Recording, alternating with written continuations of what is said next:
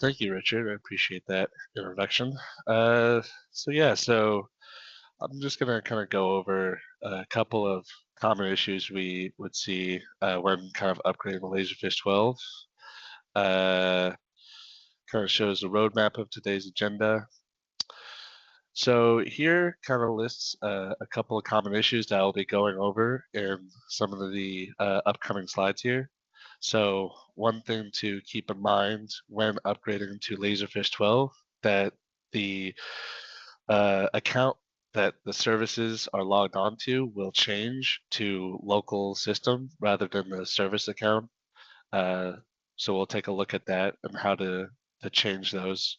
It's pretty crucial that it uses the service account to work. The Laserfiche server content repository will change to Classic instead of the Rio license during the upgrade as well. So I'll kind of go over that as well in more detail. Removing or re-registering the Laserfiche server in LFDS, relicense the Laserfiche server. That's kind of how we would go about correcting the Classic to Rio license issue. And then finally, just checking an SSL cert that's being used for LFDS in case you're running into connection issues trying to get onto LFDS. So, we'll start off with the Laserfiche server logon account. So, like I mentioned it earlier, that when upgrading, it will change the local, change to the local system account for any of your Laserfiche products. So in this case, like if we're looking at Laserfiche directory server and we upgrade it to 12, it will actually be switched back to local system. So you'll have to make sure that you go to this page and basically just switch it back to the service account, which should be, I believe, on file with your, IT team and just the account that we use for Laserfiche services. Basically, just a brief overview how to get to this screen. You'll go to the Windows Start menu, which is just the Windows icon on the server, and you would look up services and kind of open this application. Uh, you can always select something. It won't initially be here, but if you just type or if you just select any of these and type the letter L, it should take you to all the Laserfiche products that are currently hosted on that server. After that, you would right click there to bring up the properties uh, to be able to view this page, and then you can see the logon tab here to kind of edit the change it back from the local system account to the service account. It's pretty crucial that it's set back to there because that's how a lot of the Laserfiche backend works. Uh, I'll go to the next slide. So on to the next thing we would see after upgrading to 12 is the Laserfiche server license will be changed to Classic. So it's important to kind of switch it back to the Rio license, and I'll kind of go over that of how to fix that error. So whenever you would log on to the server that hosts your LF server, whatever that may be, you would just open up the Laserfiche admin console. This is kind of an overview of that. Once you're there, you can double click on the server name, which would be this box here, whatever server name that would be, to open up the details pane here. So this is just kind of an example of what it would look like whenever it's upgraded to 12, that it would be Laserfiche Classic. But what we're looking for is it to be Laserfiche Rio. So we'll continue next slide. So to kind of fix this issue, you would have to navigate to your LFDS page, which should be able to access on the same server. It may be on another server, but you should be able to get to it through like a Google browser and just type in the IP address. But once you're at that page, you could go to the applications tab where it will kind of list all of the Laserfiche products like Laserfiche server, forms, workflow, all the stuff. But in this case, you'll search up Laserfiche server, find the instance, and kind of click it to open the details of the instance. You should be able to verify it through here. This box will again be the server name that is currently running Laserfiche server that you're trying to change back to Rio.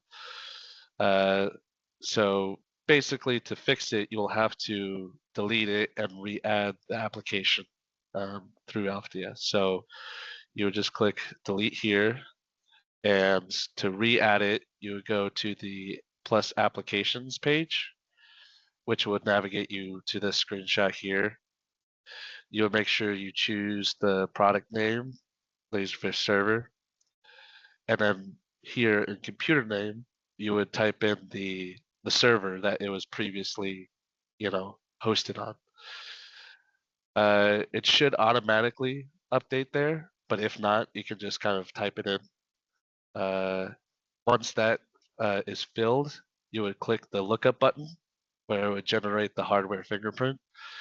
And after that, you would just kind of click save and go back to the instance of the Laserfiche server and click on the generate the license file, get license file. So once you click that, it would prompt a download license file that would go to your browser and go to your downloads folder. So you would basically copy that file and paste it into this location in the file explorer, and basically just add that license file. Usually when you upgrade Laserfiche 12, I believe there won't be a license file, so you should be able to just kind of copy and paste it in there. Finally, you'll kind of go back to services of what I kind of showed you guys previously a couple slides ago, and find the Laserfiche repository server and just kind of restart it. So you'll click on it and click the restart service button here.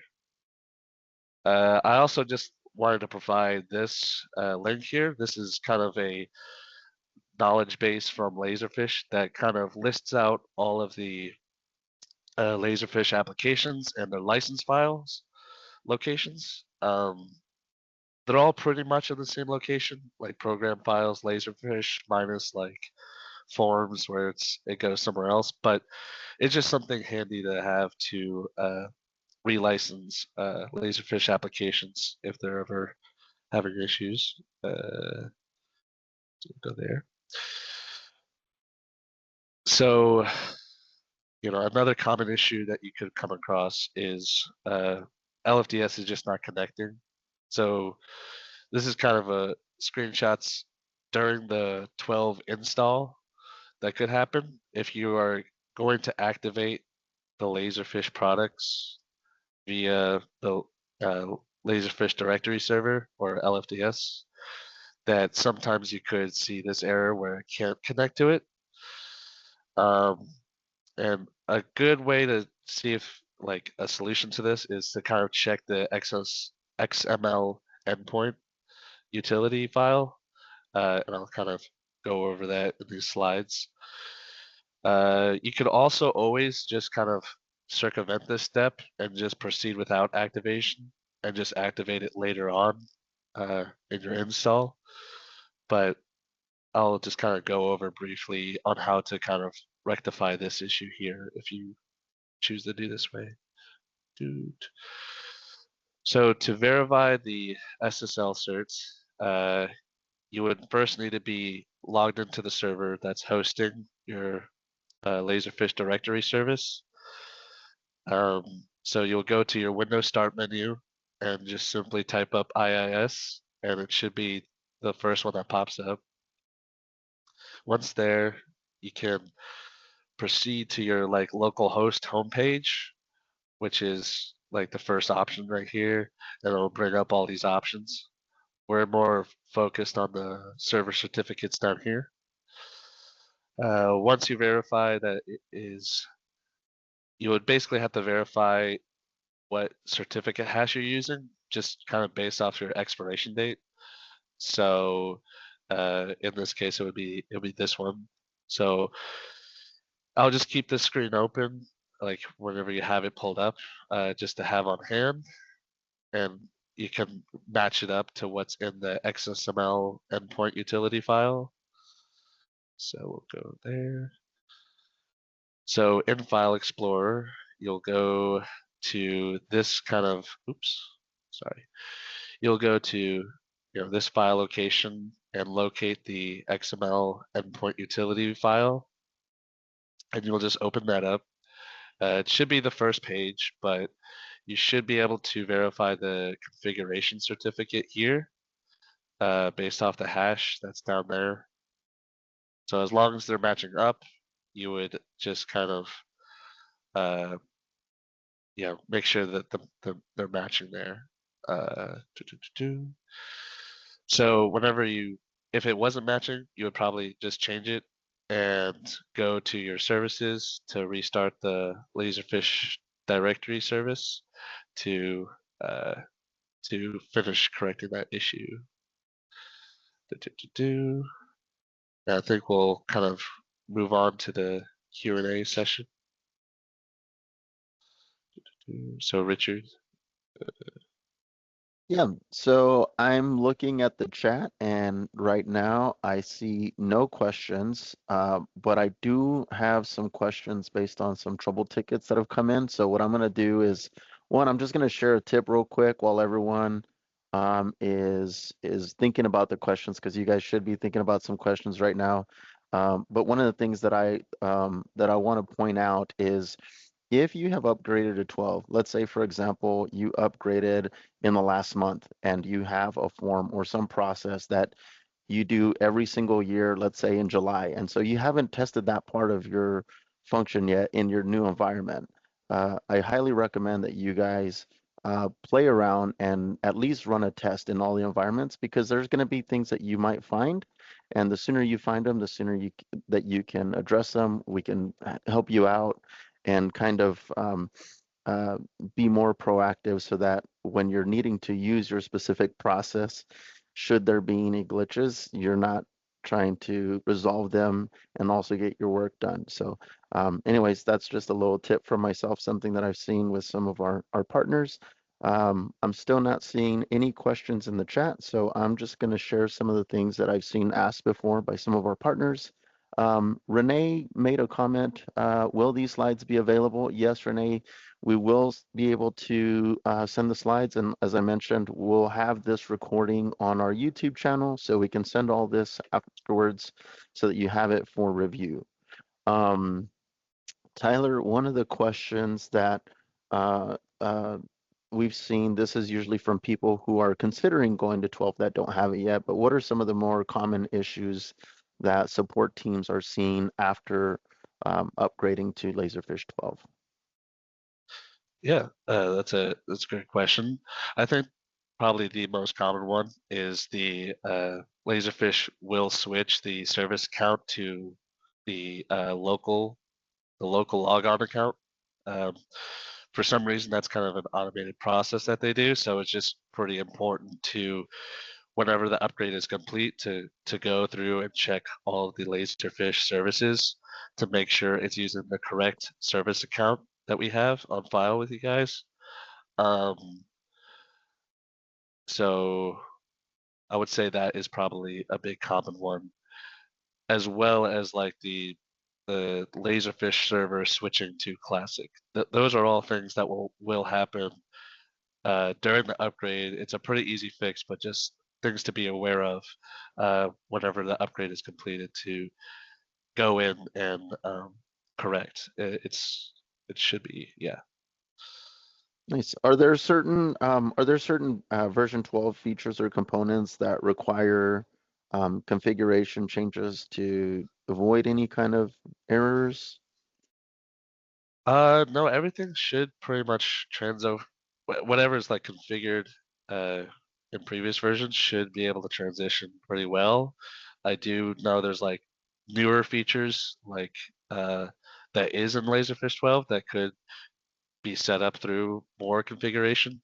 Uh, uh, yeah, so I would say like the addition of those is the only change that's there, but everything should be able to transition pretty seamlessly over configuration wise. Okay. What would you say would be the most effective troubleshooting steps when form submissions, like if there's any kind of issues with those, if they're failing or queuing? Yeah, so if I guess like forms if they're suspending, um, usually whenever a form suspends, there should be a way to see kind of the errors they have by like looking up the error logs in forms. If you're like a forms administrator, you should be aware of uh, that button. But I would say probably it could be like a license issue. So it could just be renewing the form's license on LFTS is a good troubleshooting step to take. It's the same kind of concept as renewing the Laserfiche server license. You'll just go to LFDS, check the applications tab, find, I think it's Forms Professional, and just kind of figure out where that instance is by the server name and just kind of uh, renew the primary, or not the primary license, but just renew the license for that file there. Restarting services is also a good troubleshooting step, just kind of surface level. If it's suspending, try restarting the forms routing service uh, that's on that server and try it again. See if the issue still occurs. If it does, definitely open a support ticket. We'll be glad to help you guys. But yeah, those are kind of two ones that come to mind. Okay. Are there any best practices that you recommend for like monitoring workflow or indexing, anything to catch issues early? Obviously, I mentioned, everyone should be testing stuff, but anything that they should be on the lookout for specifically? Uh, I don't think so, unless Michael, if you have anything there that comes to mind. But we have Yeah, another like person.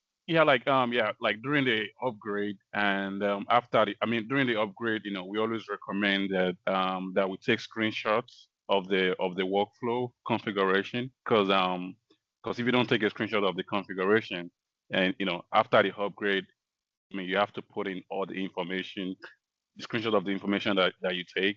So one of the issues that can occur, you know, after the upgrade is like you not putting them, like you not having a screenshot of your environment documenting. You not having a screenshot of your workflow configuration. So if you don't have that information, you won't be able to configure your workflow, and you won't be able to. Workflow won't be able to run. So we always recommend that you make sure and ensure that you document the entire.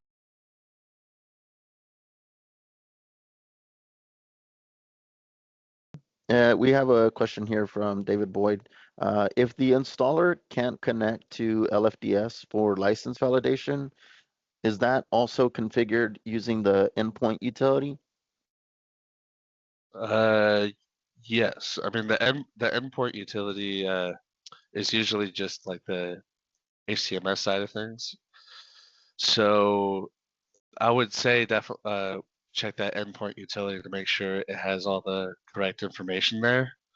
Um, but yeah, the endpoint utility kind of has a lot of the connectivity side of the LFDS configuration.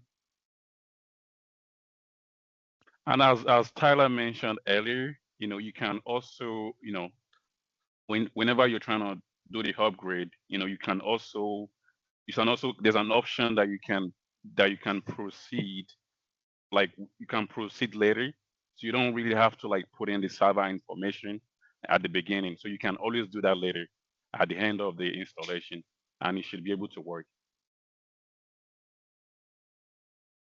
Okay. Any tasks or like a routine routine maintenance or scheduled tasks that you would recommend administrators perform in their version 12 environment once they upgrade? Mhm. I would say just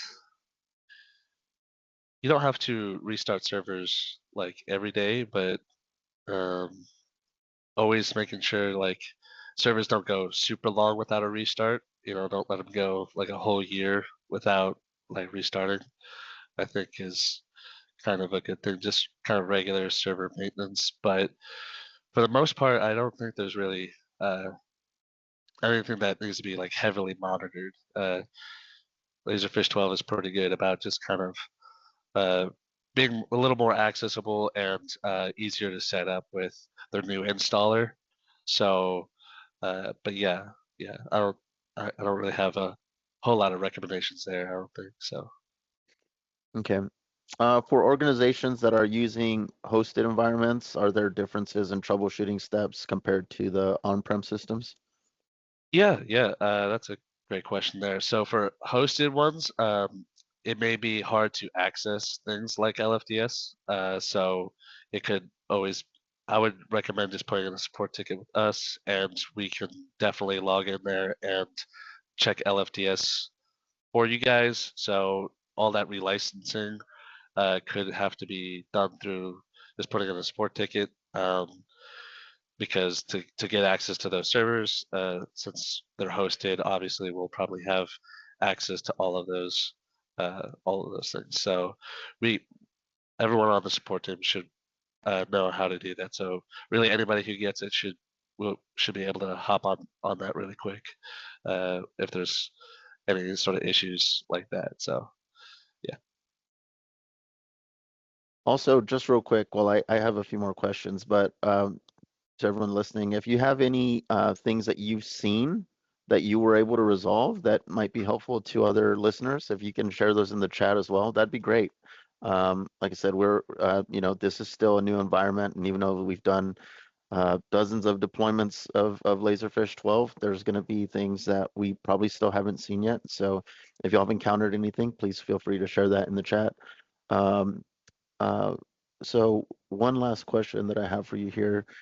Basically, if a system is running slowly or timing out, especially in web client after an upgrade, what would you say would be the top diagnostics as an admin to check first?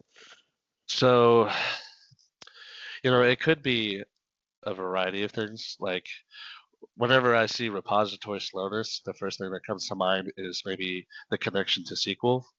Uh, so I would always recommend to check the SQL server that has all the Laserfiche repository goodness there, and just kind of check the resources to see if it's using a lot of memory, to see what the activity monitor is on the SQL server, to see if there's a lot of requests like kind of being locked up.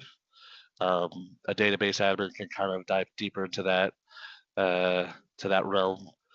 Um, if it's a kind of like a web request issue, that could be like a network problem that could have its own lists of checks to look at. Um, that one, because if it doesn't have the right certificate, then I don't think it would be really accessible. So I think really slowness would rely on like the web client communicating with SQL. So uh, kind of looking into that realm, working with your database admin or us if we host the SQL server as well, just to kind of check the error logs to see what could be causing that slowness. Um, just your clear and caching cookies also, just to see if that works. I always like throwing that out there, just to see if it's a simple fix. But if it continues, just I would say look at the realm of web client communicating with SQL to see if there's some sort of slowness or errors there. But yeah. Awesome. Well, I'm still not seeing anything in the chat, so I guess this is the last question I'll have for everyone that's kind of tuning in right now. If you have any specific issues that you'd like for us to touch on today, if you're struggling with anything, we do have some of our support team on the call. So if you would like to ask some of those questions now, we might be able to help you on the spot. If you have any takers, I'll kind of hold for just a tad. And if I don't say anything, then we can wrap this up and give you guys some of your time back. You can also leave any feedback as well if this has been helpful. Any thoughts that you guys have, we always appreciate that as well.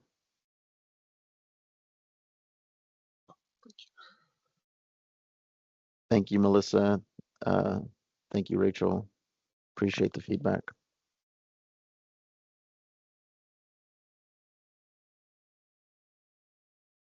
Okay, well, I'm not seeing anything else. Tyler, any closing remarks? No, if we're always here for you guys to support, obviously. So if you guys have any issues that pop up, feel free to email us at the support email here, and one of us will definitely get on it.